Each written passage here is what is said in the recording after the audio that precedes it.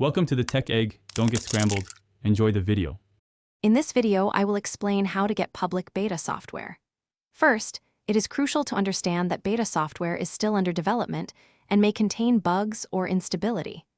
Before you begin, always back up your device to iCloud or your computer. This step is incredibly important as it allows you to restore your device if any issues arise during or after the beta installation. Taking this precaution ensures your data remains safe and accessible. To begin, navigate to the official Apple Beta Software Program website using your preferred web browser. Once there, you will need to sign in with your Apple ID, the same one you use for your device.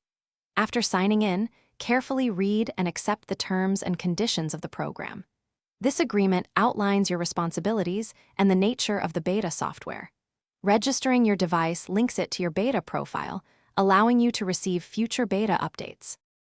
Next, download the beta profile directly onto the device you wish to update. After the download, open your Settings app, tap on Profile downloaded near the top, and follow the prompts to install it. You will be asked to restart your device to fully apply the profile. Once your device has restarted, go to Settings, then General, and finally Software Update.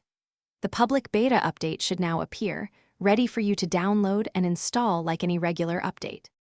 Remember, beta software is not final and may have issues like unexpected app crashes, faster battery drain, or features that do not work perfectly.